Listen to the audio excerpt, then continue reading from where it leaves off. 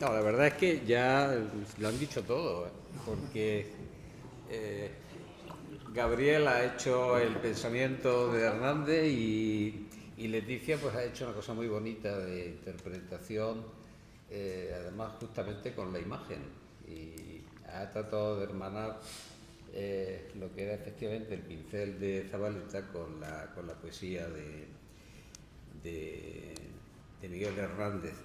Bueno, yo simplemente iba nada más que a mostrarle unas imágenes de Rafael Zabaleta, buscando lógicamente una relación con el poeta que no es una relación que yo sepa, hasta donde yo conozco, que fuera una relación explícita, porque ni sé exactamente si se vieron mucho y hasta qué punto, qué grado de relación íntima pudieron tener, ¿no? Pero sí es cierto que hay una sintonía que es común, que es una sintonía de tipo estético, ¿no? Es decir, compartían una serie, digamos, de inquietudes desde el punto de vista artístico.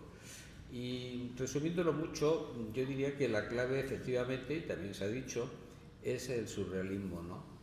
Es decir, el surrealismo que fue además de todas las tendencias, de todos los sismos modernos del siglo XX, posiblemente para muchos críticos el movimiento de vanguardia más profundo, ¿no?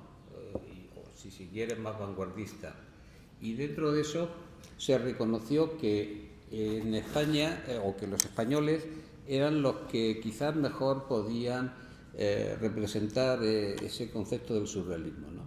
El surrealismo es, como saben, un automatismo, es decir, la realidad, que siempre es un término y un concepto muy escurridizo, no existe como convencionalmente lo admitimos, que es lo que vemos, lo que está en la superficie, al alcance de la vista, sino que el verdadero realismo es lo que hay por debajo de la realidad, de lo que aparentemente se ve. Hay una película muy bonita de Joseph Losey que se llama Accidente, ¿no?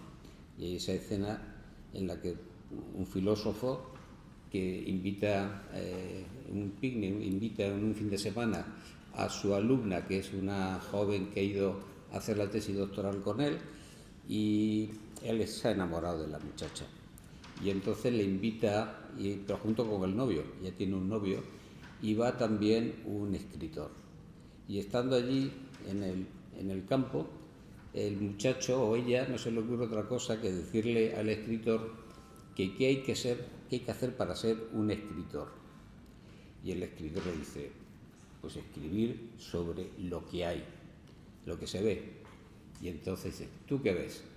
Y el otro pues pica y dice, bueno, pues aquí hay un campo verde, estamos con una casa en un fin de semana y tal. Y le dice el escritor, dice, no, eso no es la realidad. La realidad de lo que aquí hay es que hay un señor ya maduro que se ha enamorado de una chica joven. Es decir, la realidad no es efectivamente lo que está aparentemente a la vista de todos, sino lo que hay debajo. Y eso los españoles la verdad es que lo manejaban muy bien. Y fue lo que le causaba más admiración a Breton y a todos los, digamos, los teóricos del surrealismo en Francia. Y decían o pensaban que la clave era que los españoles tenían, digamos, como una especie de fuerza, una especie de fuerza innata, yo diría fuerza telúrica, porque la tierra es un elemento clave en ese sentimiento, ¿no? Y esto era lo que había animado, y efectivamente es el sustrato que hay desde la pintura de Joan Miró. Todo el mundo ve a Miró y lo vemos generalmente ya con esa fase totalmente abstracta, ¿no? Pero de un abstracto donde hay tres símbolos que a mí me interesaban mucho porque creo que están también en Rafael Zabaleta y está también en toda la poesía de Lorca, que es justo eso, esa fuerza primigenia que tiene que ver con la tierra, con la madre, con la procreación, con la mujer. Miró lo sintetizó muy bien, luna, mujer. Él introdujo el pájaro como un tercer elemento, ¿no? Y esos elementos forman como, digamos, ese substrato, ¿no? del auténtico surrealismo, pues está en toda la poesía española de ese momento y está también en los artistas plásticos. Una maravillosa conjunción, y eso fue lo que cautivó a los franceses, ¿eh? Y ya digo que por eso tuvieron un éxito enorme. No solo Picasso, que siempre pasa por ser la gran figura, ¿no?, que aglutinó a todos, sino por todo eso que se llama la Escuela de París, que era un conjunto de artistas plásticos, en la que estaba Ángel Ortiz, en la que estaba, ¿cómo se llama? Este que era de Guadix. Ayúdame, Gabriel. Sí, que tiene apellido también de escritor. Bueno, ya me vendrá el nombre. En fin, quiero decir que era, por tanto, una generación, digamos, feliz en ese sentido, ¿no? ¿Quieres pasar la imagen, joven? Bueno, lo primero que he puesto ha sido el retrato de Zabaleta. Un retrato que efectivamente tiene, digamos, como una especie de abstracción. Es un personaje abstraído. Yo creo que esta imagen de abstracción indica que parece que es como un pintor que está constantemente en sueño. Y el sueño es otra manifestación precisamente del surrealismo. Y una de las obras más interesantes, quizá de las más difíciles de entender, de Zabaleta, sean los famosos sueños de Quesada, o para ser más exacto, los sueños en Quesada.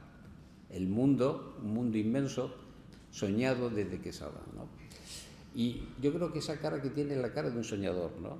La potencia del sueño. El sueño tiene una potencia enorme, porque el sueño, digamos, es como una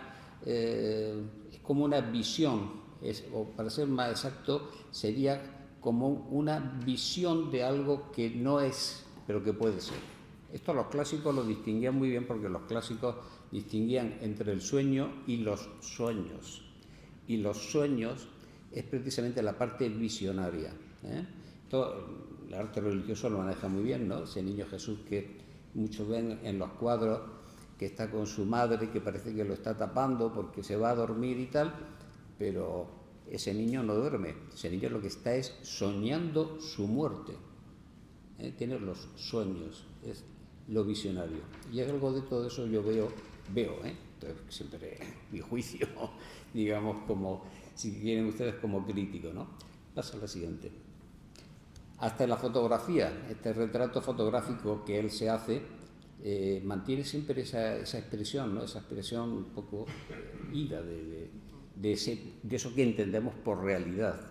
Y bueno, una foto además muy interesante porque está hecha sobre el fondo de un cuadro, ¿no? De ese cuadro, de ese mundo de paisaje que él efectivamente pinta y repinta 50.000 veces, porque es uno de sus temas favoritos y que nos indica efectivamente la fuerza de la tierra, ¿no? A la que él se siente unido, como algo inseparable. Por eso decía la fuerza de lo telúrico, que es tan importante en el surrealismo. Ismael González de la Serna, efectivamente, ya se ha acordado. Ese era el pintor de Guadix, pintor interesantísimo, que era un pintor magnífico, pero que tuvo la suerte o la desgracia que se ligó a la mujer de Cristian Servos, que era el que mandaba en el mundo del arte, y se paseaba en un Rolls Royce con un chofer negro, y bueno, de allí murió, porque efectivamente vivió muy bien, pero Servos, que era un buen griego, como buen griego celoso, como es natural, le cerró todas las puertas para que pudiera seguir triunfando como pintor. Bueno, la siguiente. Realmente, yo si tuviera que buscar así, digamos, bueno, un nexo quizás de lo más directo, lo más inmediato con Hernández, pues podría estar en esta imagen, que es, por cierto, la única superviviente de una serie que hizo más amplia y que es la que tiene, digamos, la confesión más directa de una militancia política por parte de Zabaleta. Porque, como decía Gabriel, realmente Zabaleta no, iba a ser una palabra un poco grosera, no se pringó, ¿no?, demasiado, pero sí tuvo efectivamente un acercamiento al movimiento popular, que en ese momento, ya saben que el PC no es que fuera, digamos, el que tuviera más seguidores, era mucho más fuerte el Partido Socialista, pero era muy efectivo desde el punto de vista organizativo y por eso tuvo un protagonismo en la República y en la guerra quizá mucho más fuerte. Bueno, el dibujo o el grabado es muy, digamos, altamente publicitario, de lo que el lema que entonces en ese momento el PC perseguía, que era la unión de las fuerzas del trabajo y de la intelectualidad. Una piedra de toque que le ha costado muchos disgustos al PC, porque eso tenía su miga. Todos juntos, pero no revueltos, y siempre ha sido un talón de Aquiles por parte del PC. Antes tú que hacías alusión y que hemos pasado por ahí, uno representaba las fuerzas de la intelectualidad y lógicamente teníamos evidentemente que trabajar y unirnos a las fuerzas del trabajo, pero siempre ha sido una conjunción difícil, tengo que decirlo, y posiblemente haya sido uno de, como digo, de los talones de Aquiles, que el talón de Aquiles que quizás más tuviera. Pero bueno, la imagen en ese sentido es muy expresiva, porque aunque la intelectualidad, digamos, ocupa la primera línea de los representados, yo creo que incluso casi yo diría que un autorretrato de la figura más potente es la figura de ese campesino, que es la fuerza del trabajo y que es el tipo que aparece en su pintura. Porque ya adelanto que en su pintura, más que retratos concretos, que no los hay, lo que hay son tipos. Es decir, él está haciendo de la mujer un tipo, está muy tipificada, no es María, ni es Pepita, o no es Antoñita, sino es una mujer que a lo sumo él distingue entre una mujer campesina y otra mujer quizás que no es campesina, pero al fin y al cabo son tipos, y lo mismo ocurre con los personajes masculinos que saca. Paso, siguiente. Ahí tenemos ya un ejemplo. Son imágenes las que voy a poner que redundan lo que Leticia ha dicho y ha expresado, ¿no? Que lógicamente, bueno, pues le vamos a dar alguna otra vuelta. Por ejemplo, ¿qué es esto? Pues es uno de los temas que a él también le interesa muchísimo, el tema del tiempo, que tiene que ver también con todo esto del surrealismo. Es decir, el tiempo que está ejemplificado y simplificado en esas 4 cabezas, que se puede entender como el inicio de la vida, la infancia, que es el niño, la madurez, que son los padres, y la vejez del abuelo, ¿no? Las 3 edades del hombre. Un tema, por lo demás, muy clásico. Y en esto sí que es verdad que también es filósofo, evidentemente Zavaleta, porque el tema de las 3 edades del hombre es un tema que había preocupado a todo el humanismo, justamente porque es la esencia, de la grande esencia y de los grandes problemas del existir, del vivir, ¿no? El tiempo que pasa, o nosotros que pasamos por el tiempo, para ser quizás más precisos, ¿no? Como me corregiría a mí un filósofo, y como estoy rodeado de filósofos, pues lógicamente tengo que decirlo así. Bueno, se ha dicho que Zavaleta se usa mucho quizás de su afán de modernidad, que es cierta, y además una cosa interesantísima de la modernidad de Zavaleta es que precisamente él en su pintura hace una fusión de 2 cosas que son, digamos, antagónicas.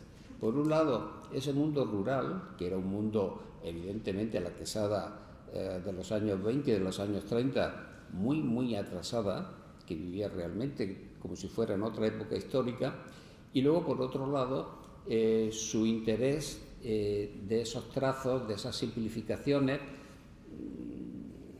Se habla de cubismo, no es exactamente un cubismo, hablando, digamos, en sentido muy estricto, pero sí que es un tipo de dibujo y un tipo de pintura que efectivamente no se corresponde a lo que era la pintura tradicional realista, con comillas, que era la que se enseñaba en la academia y que era la que todo el mundo entendía como la pintura normal, ¿no? Quiero decir por esto que era un moderno que tenía los pies puestos precisamente en su tierra y que no renunciaba a ella. O dicho de otro modo, era un hombre que miraba al futuro y a lo universal a partir de lo local a lo que nunca renunciaba, porque era lo que él realmente le alimentaba, ¿no? Y ese es, creo, uno de los temas más interesantes, de los aspectos más interesantes de la pintura de Zavaleta. por supuesto, personajes, como aquí ya se ha dicho, de hombres de la tierra.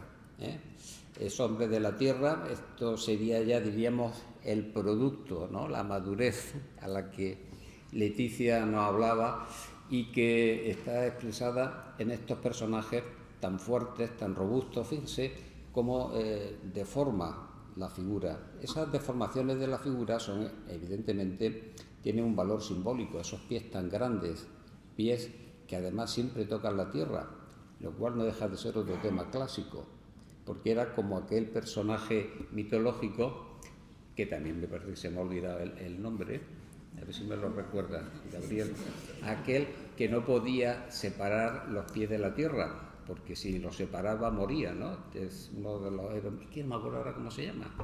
Anteo. Anteo, me ha oído la palabra, Anteo. Era un héroe como Hércules, que eran hijos de dioses y de humanos.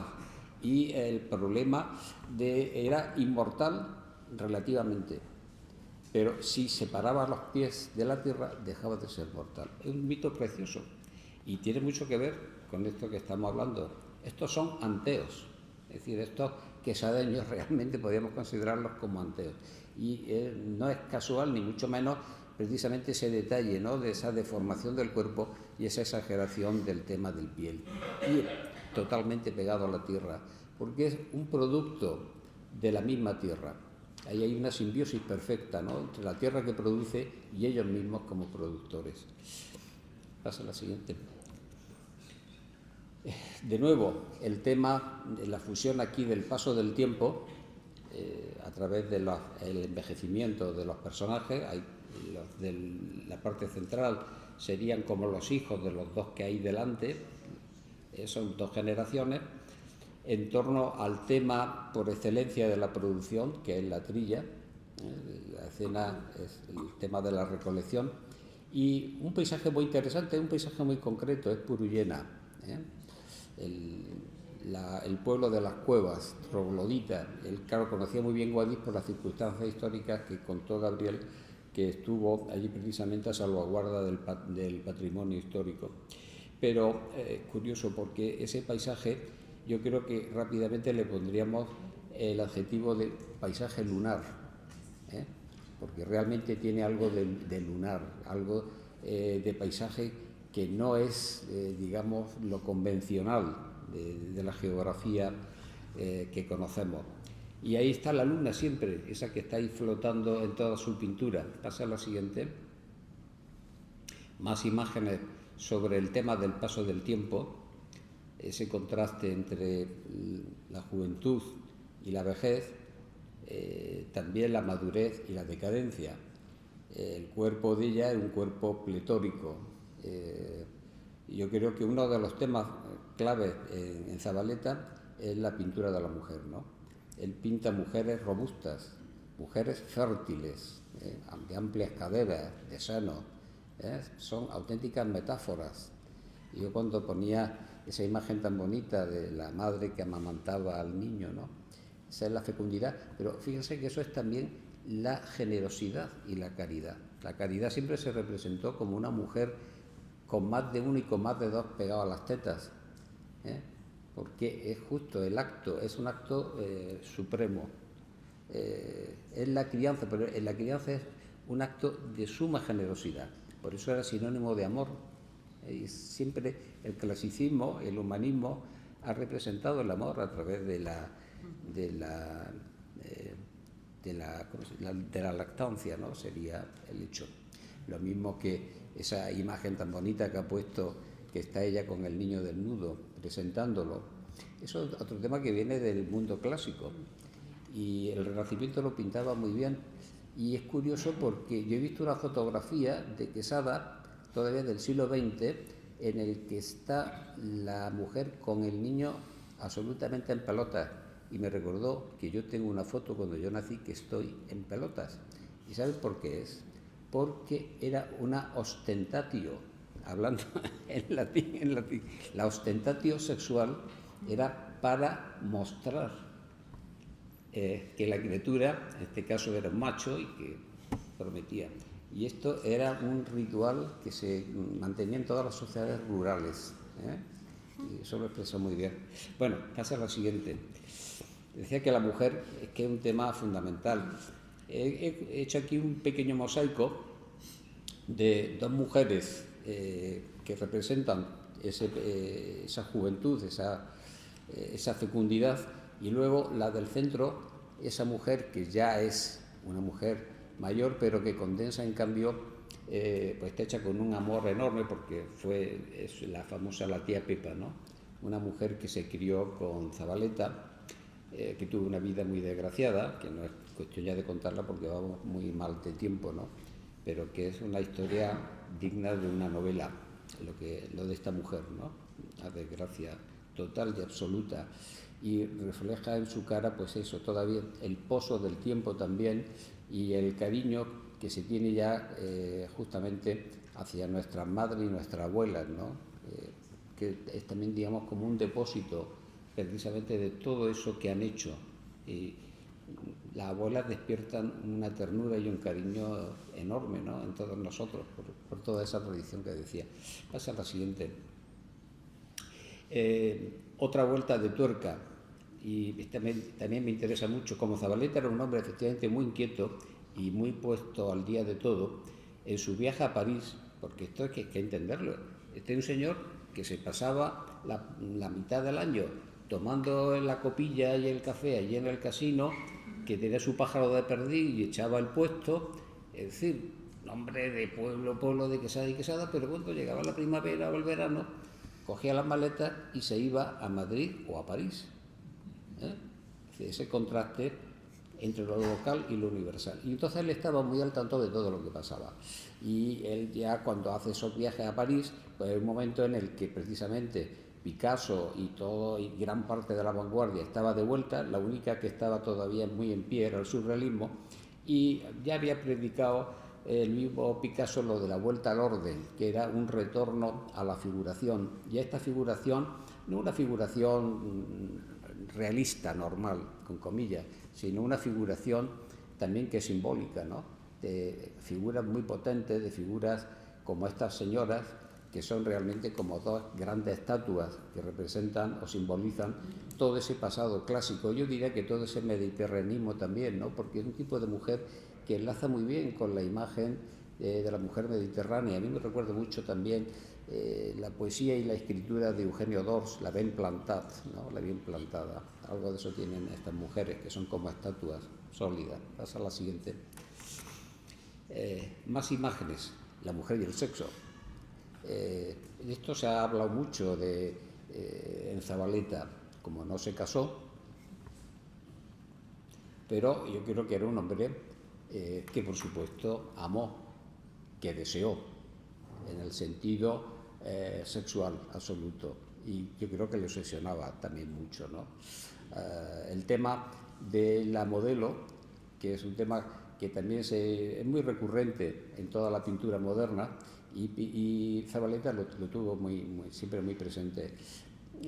Este cuadro, sin embargo, tiene un detalle muy, muy curioso, y es que la modelo está pintada por mujeres, lo cual también nos lleva o nos introduce en una especie, digamos, de misterio. ¿Por qué? ¿Por qué ha elegido dos pintoras para representar a la mujer? Bueno, ahí queda eso. Pero luego pasa a la siguiente, lo más corriente es cuando él mismo se autorretrata precisamente como pintor de mujeres, ¿no? El de la izquierda es Zabaleta, en el estudio. En la del centro es otro tema interesantísimo que muestra que Zabaleta era un hombre efectivamente de ideas complejas, ¿no? Su pintura no es nada sencilla.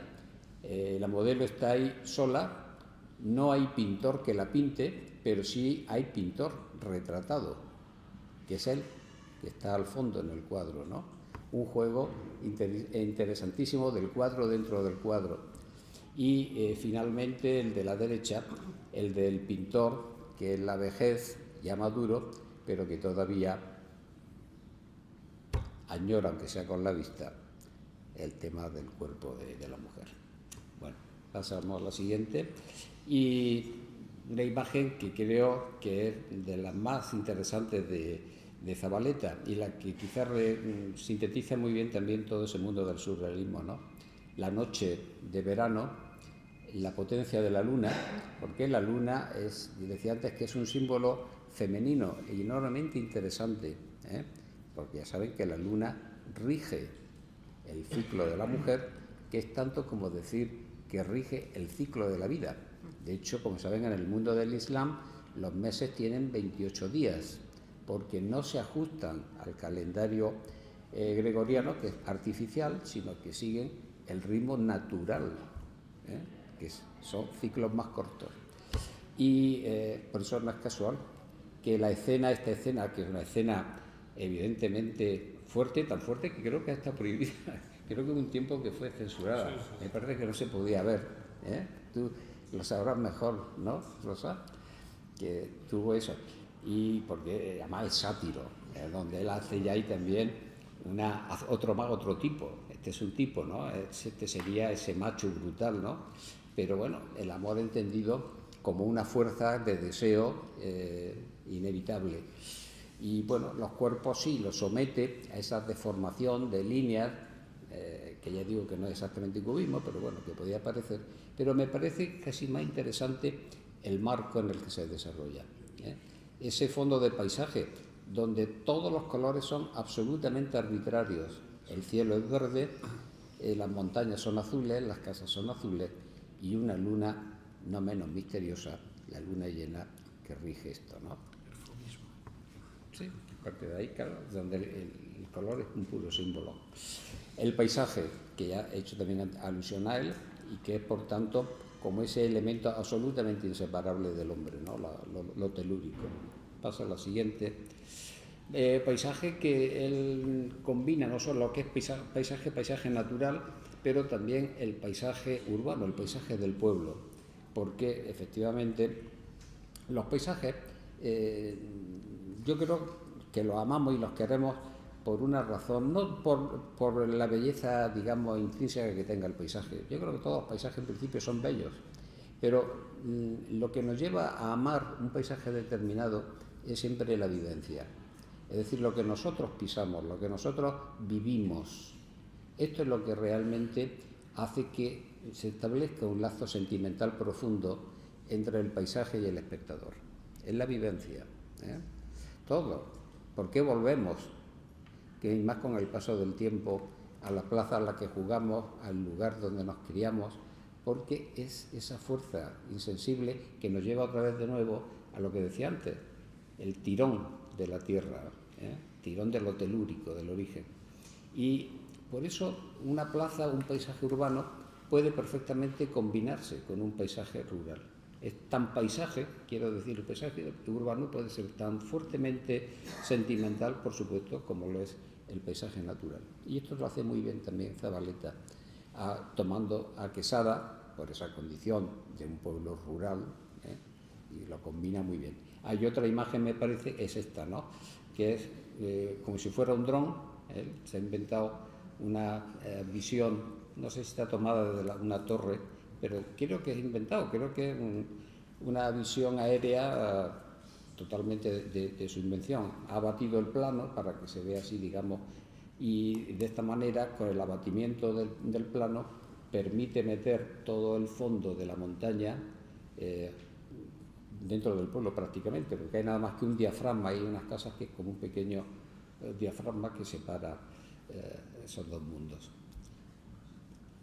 Y como eso, y junto con el paisaje, que hablaba del paisaje urbano, del paisaje rural, el paisanaje, que es también otro elemento inseparable del mismo paisaje, ¿no?